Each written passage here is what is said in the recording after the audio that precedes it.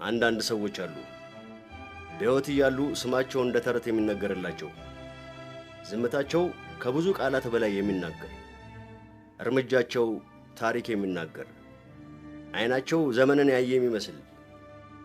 በእኛ ሰፈር እኛ ሰው ፊት አውራሪ አውሎም ነበሩ። ፊት አውራሪ አውሎም ስማቸው ሲጠራ የልጅነት ፍራቻችንና የጎልማሳነት አክብሮታችን በአንድ ላይ ይቀሰቀስ ነበር።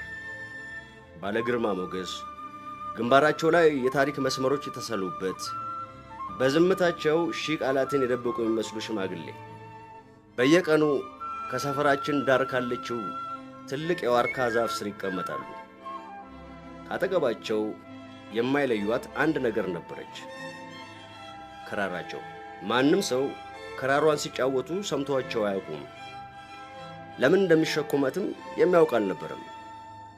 ሕፃናቱ የጦር ሜዳ ምስጢራቸውን የደበቁባት ሳጥን ናት ይላሉ።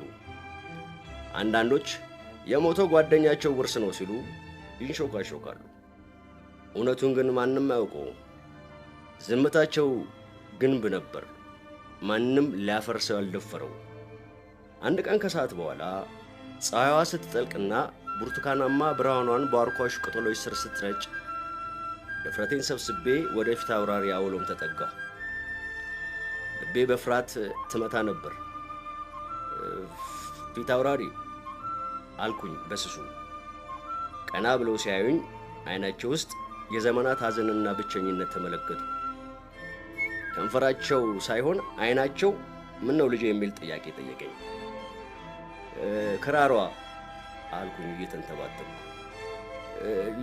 ለምን አይጫወቷትም? ለረጅም ደቂቃ ዝም አሉ። ጸጥታው ከባድ ነበር። ከዛም ለመጀመሪያ ጊዜ በዛ የተሸበሸበ ፊታቸው ላይ የፈገግታ ዘለላ ታየ። ግን የሐዘን ፈገግታ ነበር። ነገር ያነሳዋልና አሉ በጎረነነ ድምፃቸው። ይቺ ክራር ዝም ያለችው የሚሰማ ጆሮ ስለሌለ ነው። ተቀመጥ እስቲ ልጄ፣ የዝምታዋን ታሪክ ልንገርህ። ታሪኩ የጀመረው ፊት አውራሪ ከመሆናቸው ከብዙ ዓመታት በፊት ነበር። በወጣትነታቸው ስማቸው ዝም ብሎ አወሎም በነበረበት ዘመን።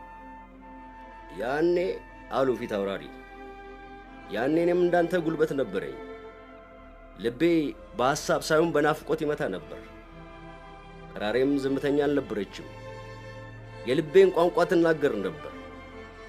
የምትናገረው ደግሞ ስለ አንዲት ሴት ብቻ ነበር።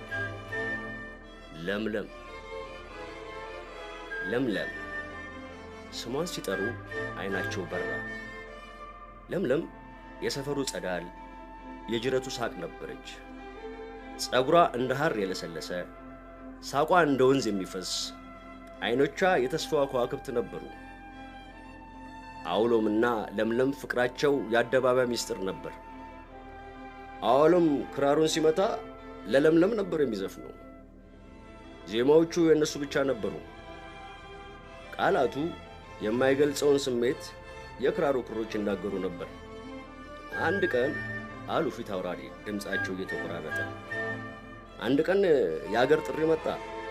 ለክብር፣ ለነጻነት፣ ለሀገር የሚል መለከት ተነፋ። ልቤ ለለምለምና ለአገሬ ለሁለት ተከፈለ። ታሪኩ ይቀጥላል።